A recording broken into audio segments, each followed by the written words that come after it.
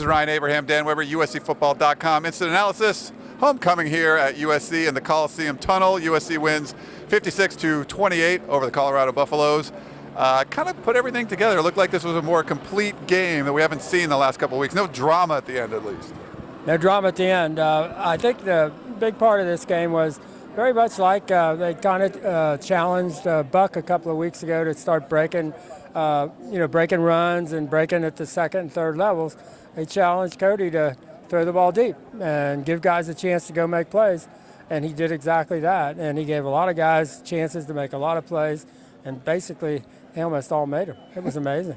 And it was a record-setting day for Cody Kessler. 7 touchdown passes. He got to watch Matt Barkley throw 6 a couple of times, and then he gets 7 and beats the record himself. And that was nice for Cody to be able to say that, to be able to talk about how Matt set the bar high, and you're not just talking about yourself, and he got to talk about all those receivers making all those catches, the Stephen Mitchell complete, dive and sell out, unbelievable catch, the Juju Smith one-handed catch to get things going with his bad hand that he's got a big protective brace on his thumb. Just one good play after another. They're pretty fired up about this, I think, and rightly so, and yet they're all saying, we're already thinking about Utah. A little banged up. We didn't see much of Adoree Jackson after the first play of the game. Didn't see George Farmer. He had the hamstring. You mentioned Juju Smith, and Gerald Bowman's a little bit nicked up. So a little more nicked up than we've seen this team. Yeah, Gerald. The good news, I think, with Gerald is Sark said it was a sprained foot. Gerald said probably not a sprained foot, and they did X-ray it, so he's happy there. Not sure exactly what it is, but he said, I'm standing on it, walking on it. I feel like I've got a pretty good shot. Adoree wasn't quite as positive in terms of, he said, I'll come in tomorrow.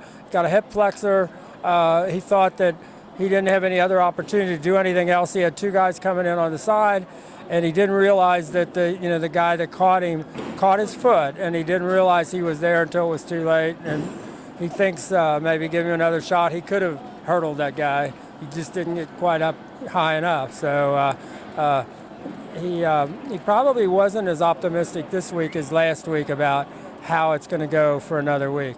Little cutaway there. We had the big Colorado football truck is moving out of the way, but I was going to mention Jonathan Plattenberg got his first start. True freshman there at safety. How do you think he played?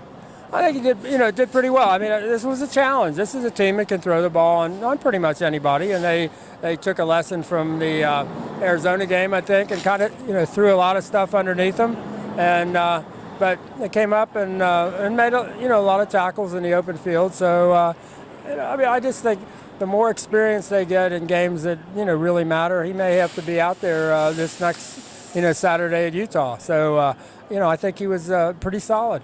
USC's 5-2, 4-1 in the Pac-12, still the best record in the Pac-12 South. Not a great opponent in Colorado, but they did get some things right. Do you think this helps going into what's going to be a really tough road trip to Utah? I think it helps in that on offense, they really got a sense of who they are, that they do want to run the ball. They want to make you defend their run game. And if you do, then now they're going to make you pay. I don't think in the past they were making people pay for selling out. For example, Boston College. If you play this game plan against Boston College, scoreboard's probably about the same. But they didn't do it. They didn't make Boston College pay for bringing everybody up into the box and stopping the run. Today, the thought is if you come up and try to stop Buck, we're going to make you pay immediately, which is what they did. And that's a really good thing if they really have figured out who this offense really is. All right, that's going to wrap it up here from a very busy tunnel inside the Coliseum. The Trojans win on homecoming. For Dan Weber, this is Ryan Abraham. Check out USCFootball.com for more.